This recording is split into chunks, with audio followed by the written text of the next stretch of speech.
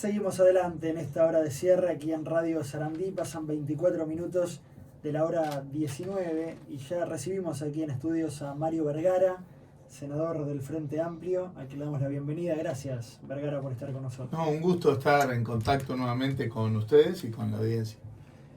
Vergara, que anunció días atrás que bajaba su precandidatura presidencial en la interna del Frente Amplio, y en el día de ayer se conocieron los detalles del acuerdo con Yamandu Orsi, a quien va a apoyar. Tiene 8 puntos ese acuerdo. En grandes rasgos, en trazo grueso, ¿a qué hacen referencia? Bien, en primer lugar entendimos con Yamandu que era necesario tener un documento político de acuerdo, porque nosotros sí decidimos dejar a un lado nuestra precandidatura, la precandidatura de convocatoria serenista, y acompañar la precandidatura de Yamandu, pero manteniendo nuestra columna, nuestra campaña del espacio serenista, una campaña propia con nuestro perfil, nuestros posicionamientos, nuestras posturas. Es decir, no vamos, digamos, al comando y bajo la égida de la campaña de Yamandu, vamos a hacer nuestra propia campaña, y por lo tanto entendíamos necesario plasmar un poco las razones de este acuerdo, que es el que da soporte al apoyo que nosotros damos a la precandidatura de Yamandu.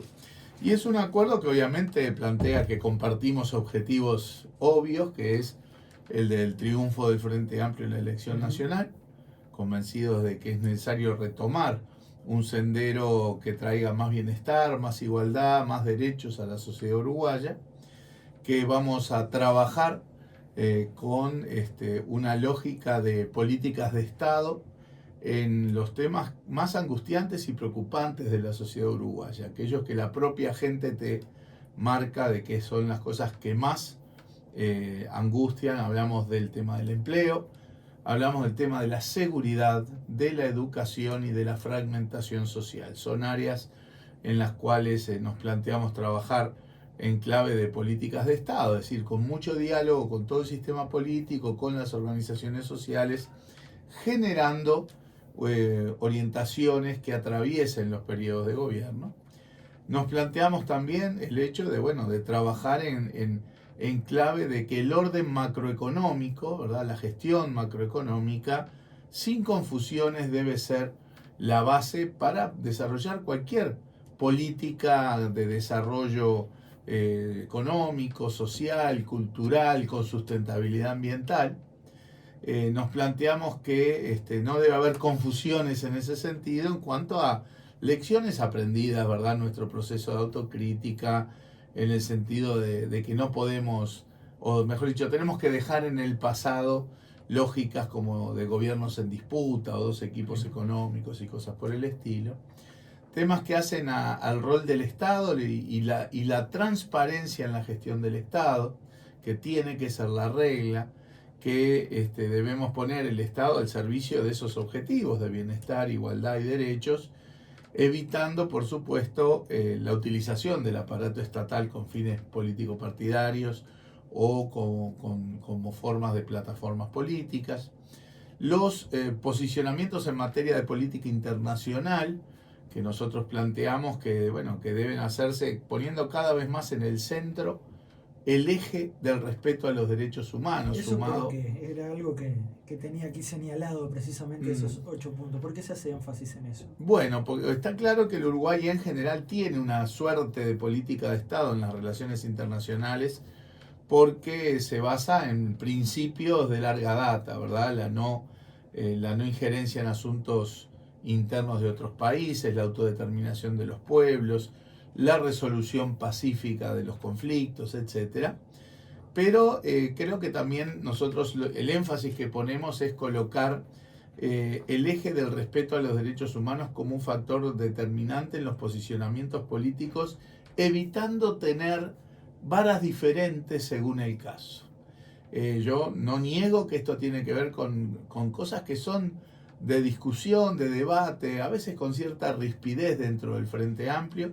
Los temas del posicionamiento internacional son un tema en donde en el Frente Amplio tenemos perspectivas políticas e ideológicas diferentes, y nosotros sentimos que tenemos que avanzar en esa lógica de tratar todos los casos, ¿sí? Independientemente de que se refieran a países y gobiernos con quienes uno pueda tener más cercanía emocional o ideológica, en fin, pero que bueno, el eje del respeto a los derechos humanos tiene que ser un factor que esté en el centro de cómo posicionarnos con respecto a cada una de las situaciones.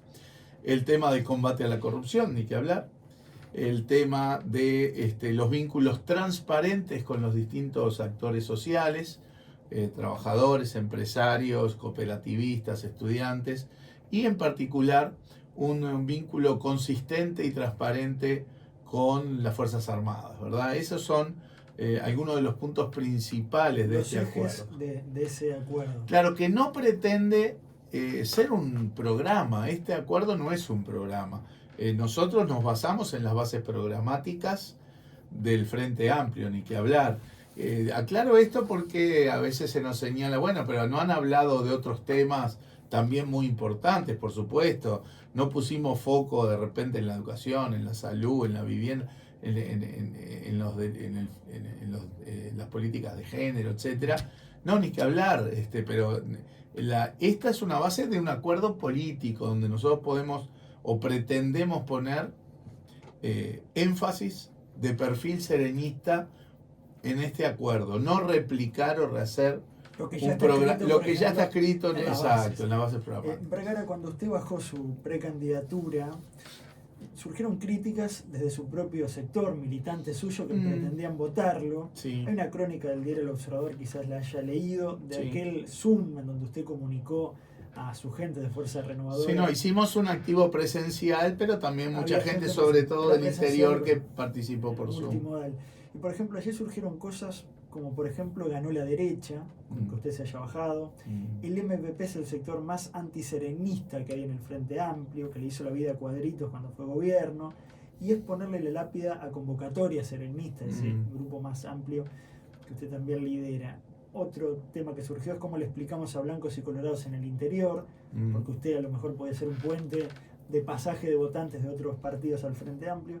¿Qué piensa de estas críticas? Bueno, en realidad lo que pienso, obviamente, son posiciones o comentarios que hicieron algunos compañeros o compañeras en esa instancia, creo yo, en buena medida llevados un poco por la desazón, por la angustia que generaba nuestro anuncio de que íbamos a optar por dejar nuestra candidatura de lado y avanzar en el apoyo acompañar la candidatura de Yamandú. Por supuesto que no comparto esas apreciaciones, pero además las relaciono con un momento hay que entender que hay mucha gente que puso mucha energía, mucho tiempo, mucha pasión, mucho corazón en ayudarnos y en impulsar nuestra precandidatura. Y que bueno, nosotros lo entendemos porque también lo sentimos, pero debemos, como liderando este proceso, tenemos que hacer la evaluación política racional para tomar decisiones. Y dimos las razones en ese ámbito de que la extrema polarización que se ha generado en la interna del Frente por la Candidatura, que no es sinónimo de polarización en el Frente Amplio, no permitía que la interna sea el ámbito donde se dirimiera o se distribuyera el electorado frente amplista según las perspectivas políticas e ideológicas. Eso iba a quedar para octubre. Ahora los frente amplistas claramente estaban dando, incluso los sereñistas, dando la señal de que querían incidir en esta interna, en la definición de la candidatura, y eso hizo recrudecer la polarización. Y obviamente, en el marco de una polarización, hace que los polos atraigan los votos y los demás quedemos en retroceso. Eso era lo que se estaba dando. Esa es la explicación básicamente que nosotros dimos. Pero en la reacción de los compañeros y las compañeras hay mucha emoción, mucha desazón, ¿verdad? Pero creo que en estos días que han pasado, le puedo asegurar que hemos recibido ya muchos mensajes de gente que nos dice, bueno, sí, vamos entendiendo por qué se toma esta decisión, y bueno, ni que hablar que el sereñismo sigue y va a seguir siendo potente, lo va a demostrar en la propia elección del 30 de junio, donde vamos a ir con nuestra propia campaña, nuestro propio perfil, nuestras propias posturas, como decía recién, en la lista 95, que sí, acompañamos la precandidatura de Yamandú, que no significa que estamos votando al MPP, sino el sereñismo, y que lo vamos a demostrar sin duda con más potencia hacia la elección nacional en octubre. Pierde visibilidad el astorismo. Ni visibilidad digamos, ni perfil, el sereñismo, el astorismo, lo que la gente conoce, ¿verdad? De este espacio que es fundamental para el Frente Amplio porque contribuye a los equilibrios internos, porque le permite dialogar con más potencia al Frente Amplio con la sociedad uruguaya, le apunta y le agrega chances electorales y obviamente agrega también la posibilidad de un mejor gobierno. Aquella tirantez o tensiones que existieron quizás en algún momento del gobierno de José Mujica sobre todo con el MPP y lo que usted planteó de ese plantel económico que operaba desde la Oficina de Planeamiento y Presupuesto, se habló mucho de eso, quedaron saldadas esas... Bueno, yo creo que hay un aprendizaje que procesamos en la autocrítica, que responden también al hecho de que perdimos las elecciones, ¿verdad? Yo creo que a veces uno se daba, entre comillas, el lujo de tener esas disputas políticas de gobiernos en disputa, de dos equipos económicos y demás, porque de alguna manera estaba como implícita la idea de que teníamos la elección ganada para siempre. Y la vida y la ciudadanía nos dieron una buena bofetada en ese sentido, el Frente perdió la elección y nos obligó a reflexionar, a pensar, a entender que nos habíamos alejado de la gente, que habíamos actuado con soberbia y también que nos necesitamos todas y todos para el triunfo, que acá no sobra nadie, que hay que pensar siempre en la necesidad de ganar la elección. Hoy por hoy el Frente no tiene la elección ganada, ni mucho menos. Nos precisamos todos para ganar. Y por lo tanto, bueno, ese juego un poco más político que en realidad de la política económica, digo, más político de los dos equipos económicos, etcétera. Bueno, creo que hay que tomar la lección de que esas cosas no pueden volver a pasar. Entre otras cosas, incorporando lo que decíamos hace un rato, que una gestión de corte astorista en los aspectos macroeconómicos es imprescindible. Creo que eso hoy en el Frente Amplio, no digo que sea unánime, pero está mucho más amplio el consenso de que esa es la base de cualquier política que el Frente Amplio quiera desarrollar, y eso lo considero un triunfo conceptual, ideológico del espacio astorista, ¿verdad? O astori-vergarista, diría Manini, ¿no? Nunca voy a terminar de agradecerle a Manini que asocie mi nombre al de Danilo, que es el soporte de cualquier gestión que apunte al bienestar, la equidad y los derechos. ¿Y a usted le gustaría volver a ser ministro de Economía en caso de que el Frente Amplio retorne al gobierno? No, nosotros no estamos en realidad pensando en qué responsabilidades podemos llegar a tener. Esas cosas llegarán en su momento. Hoy tenemos que estar concentrados. Parezco un jugador de fútbol dando respuesta, ¿no? Estamos pensando en el próximo partido. Bueno, el próximo partido es la interna. Nosotros queremos una gran votación del espacio sereñista con la lista 95, con nosotros a la cabeza, acompañando a Yamandú. Queremos una gran elección interna de todo el Frente Amplio y queremos una gran elección nacional, que el Frente Amplio vuelva a gobernar y gane las elecciones y vuelva a gobernar. Ese es el foco y después de allí se conversará a nivel del Frente Amplio de cómo distribuir las responsabilidades de gobierno. ¿Qué piensa de Gabriel Odone, el economista que suena también, ha sonado en estos días con fuerza, como un posible ministro de Yamandú Orsi, en caso de alcanzar el gobierno? Bien, perfecto, o sea, no tengo ninguna, no estoy haciendo una evaluación de nadie que pueda ser o dejar de ser ministro en ningún área, ¿verdad? Pero evidentemente Gabriel es un muy buen profesional, ¿verdad? Que bueno, ahora también se vuelca más a la arena política, digamos, y por lo tanto considero que puede ser una muy buena opción llegado el caso. Eso se empezará a conocer después de la interna, me imagino que allí empieza... Y a veces en función de cómo por lo que vivimos en instancias anteriores, la propia dinámica de la campaña electoral a veces va como indicando la necesidad de que la fórmula, el candidato o candidata o la fórmula vayan marcando quiénes son sus referentes o sus futuros Mostrando ministros, algunas ¿verdad? cartas, claro. Ahí está, sobre todo en los ministerios principales. ¿Le sorprendió la opinión de Elizabeth Villalba, presidenta del Nuevo Espacio, cuando dice que hay un lobby masculino que se inclina por Orsi y no por Carolina Cose? La verdad que recién me entero de esas declaraciones, no la conocía, las declaraciones, y la verdad que no, creo que no tiene ningún fundamento eso, ¿verdad?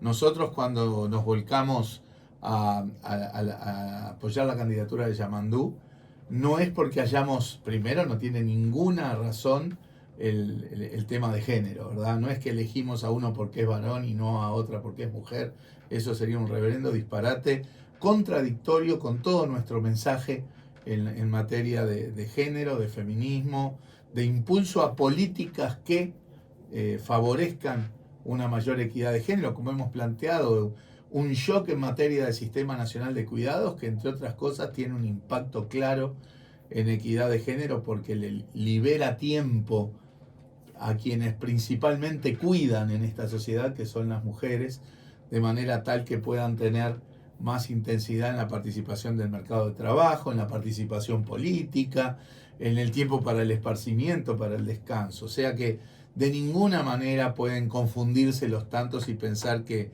una opción por Yamandú tiene algún significado en clave de género. Nosotros decidimos acompañar a Yamandú por una evaluación política, ¿sí? No de concurso de belleza en términos de cuáles son fortalezas y debilidades personales que todos tenemos, comparando a Yamandú con Carolina. Para nosotros Yamandú y Carolina son dos valores imponentes que tiene el Frente Amplio, y además los dos van a estar en el gobierno del Frente Amplio, y probablemente los dos van a estar en la fórmula que el Frente Amplio lleve y ponga a consideración de la ciudadanía.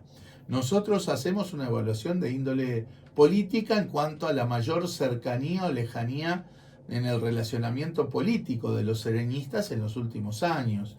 Y claramente en lo que es el funcionamiento interno del Frente, en lo que fue la elaboración programática, en lo que es el trabajo parlamentario, en lo que son definiciones principales en algunos temas sustanciales hoy de la realidad política, como los plebiscitos. Bueno, nosotros sentimos una mayor lejanía con los sectores que hoy respaldan la candidatura de Carolina y una mayor cercanía, hemos trabajado más cerca con los sectores que respaldan la candidatura de Yamandú. Esa es la razón por la cual nosotros tomamos esta decisión de acompañar, de inclinarnos a acompañar la precandidatura de Yamandú sobre la base, vuelvo a decir, que tanto Yamandú como Carolina seguramente van a estar en la primerísima línea de gobierno del futuro gobierno del Frente. Hablando de plebiscitos, el Frente Amplio decidió no acompañar el plebiscito de ingresos a las intendencias a través de concursos o sorteos promovidos por el sector ciudadano del Partido Colorado. Usted fue crítico con esto, ¿por qué? Bueno, en primer lugar, este es un tema que el Frente Amplio viene empujando históricamente.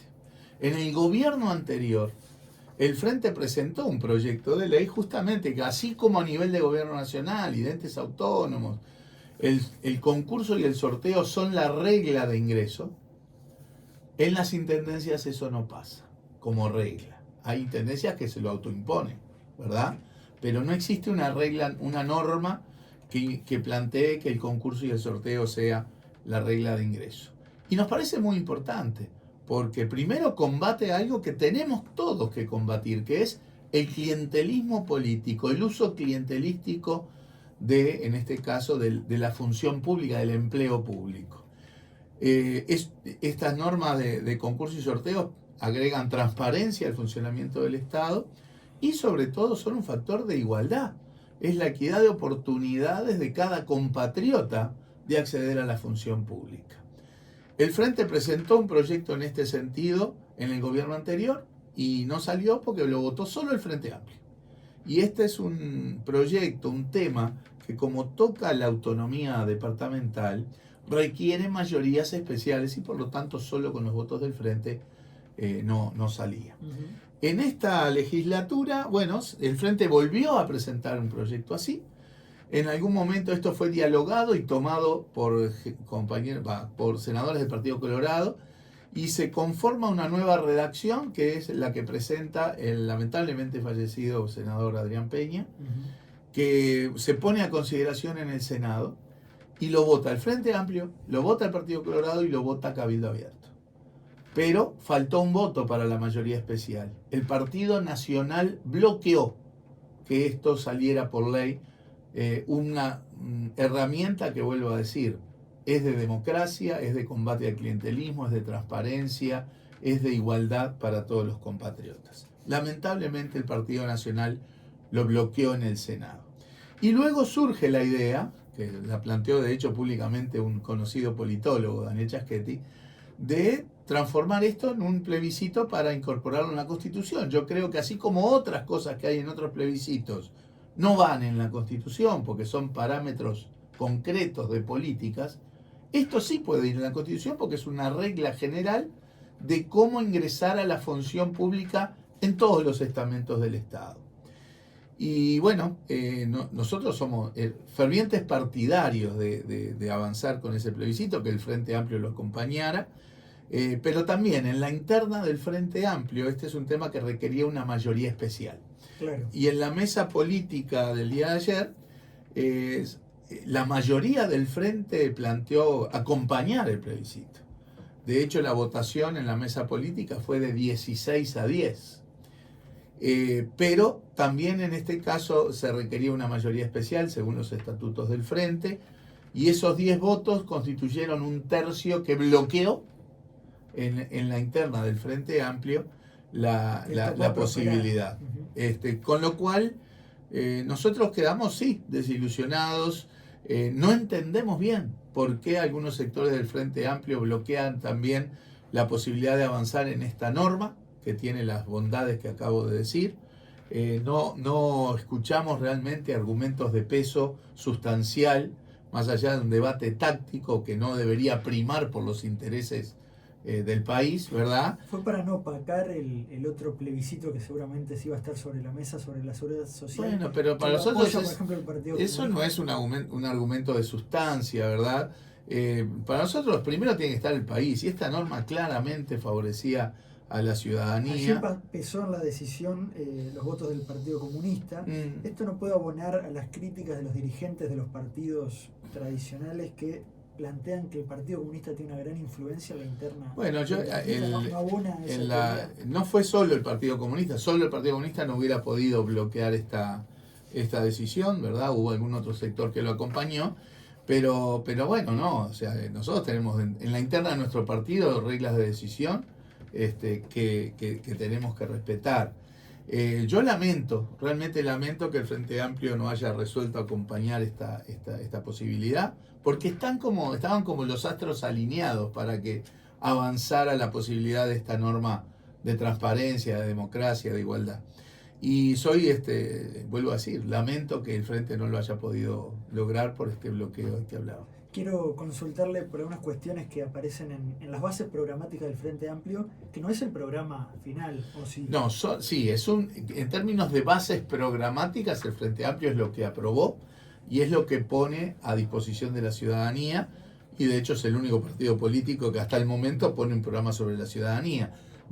Son orientaciones, son bases programáticas. Obviamente después de la interna de junio, vamos a tener que presentar también el plan de gobierno, que de alguna manera aterriza con medidas más concretas los conceptos que están en las bases programáticas. Por ejemplo, en materia tributaria, voy a su área también, en la cuestión económica principalmente, se habla de avanzar en la transformación del sistema tributario, reduciendo impuestos al consumo y fortaleciendo la imposición a la renta, el gran capital y el patrimonio. Reducción del IVA plantea, por ejemplo, a bienes y servicios de primera necesidad, tendiendo un IVA personalizado, que paguen más los que tienen más riqueza y más ingresos. Esas fueron las tónicas y los objetivos y los criterios que el Frente Amplio utilizó a la hora de elaborar la reforma tributaria ya en el año 2006. ¿Puede haber una reducción del IVA?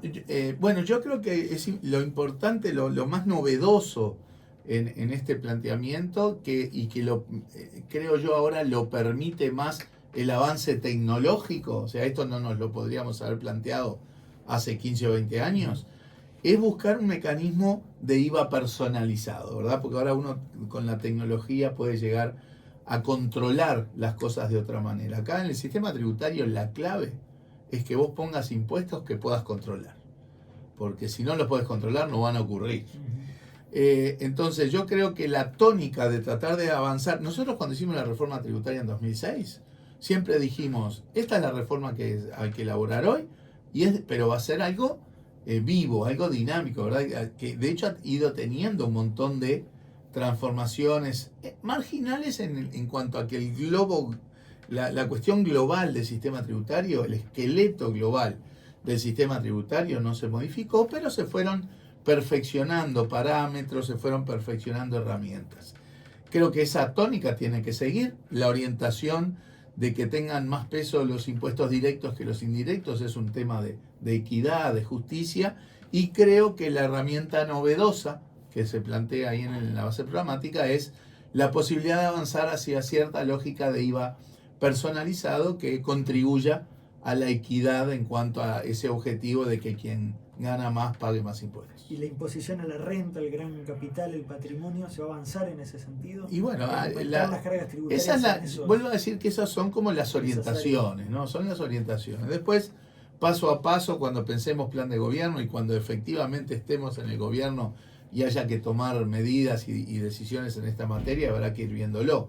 Hay que recordar que cuando hicimos la reforma tributaria, marcamos expresamente 3 objetivos. Uno, por supuesto, el de la mayor igualdad, mayor equidad en la carga tributaria según los sectores de actividad y los sectores de la población.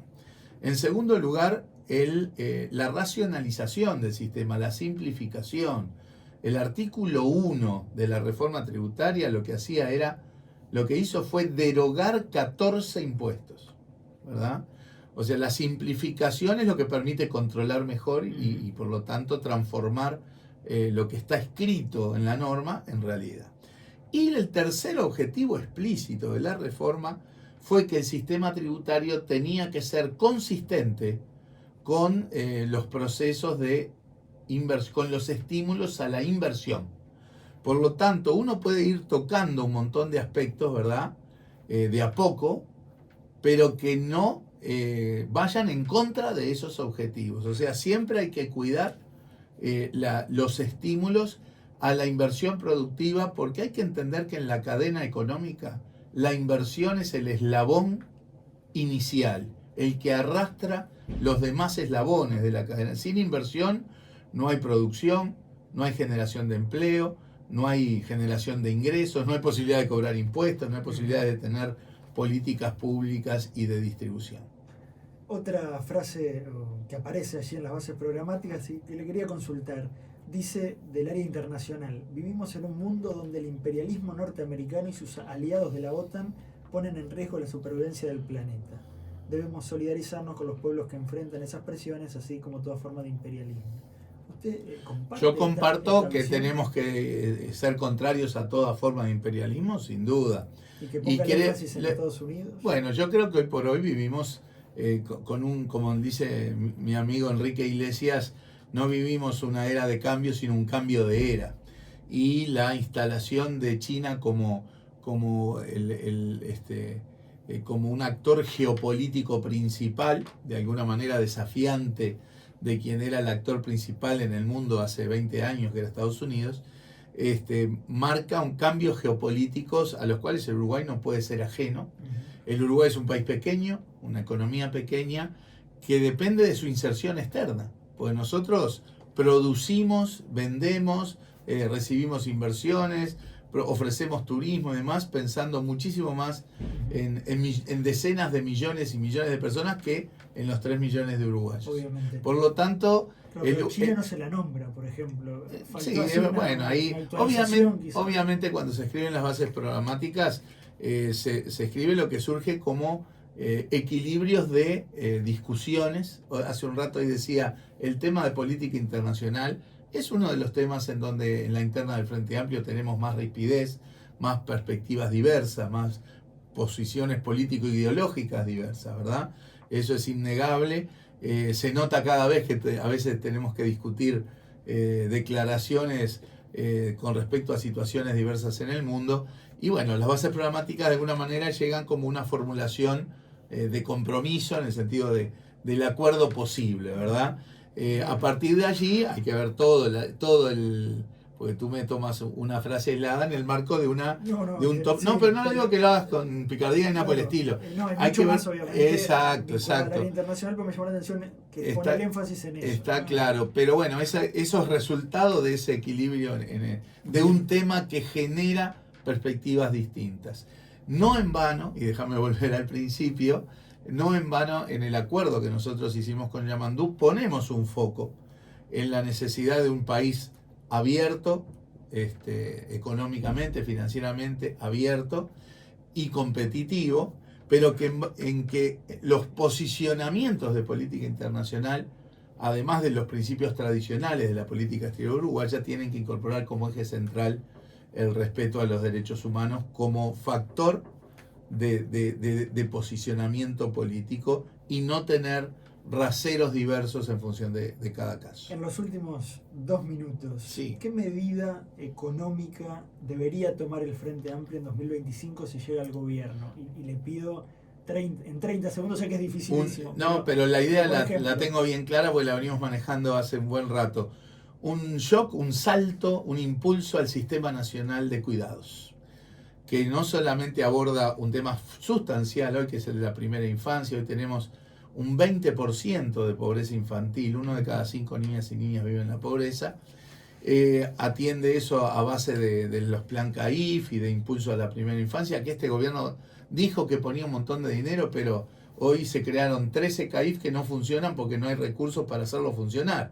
Entonces no son 13 CAIF, son 13 estructuras que algún día, cuando venga un gobierno que le ponga recursos para que funcionen, se transformarán en CAIF, que también asiste a adultos mayores y a personas en situación de discapacidad, y que tiene además un efecto fundamental en términos de equidad de género, porque todos sabemos que quienes cuidan primordialmente a niños, niñas, adultos mayores, personas con discapacidad, son las mujeres. Entonces, un salto en el sistema de cuidados le va a permitir liberar tiempo a las mujeres, vuelvo a decir, para insertarse con más intensidad en el mundo del trabajo, participar más desde el punto de vista político, tener espacios para el esparcimiento, el entretenimiento o el descanso. La del estribo.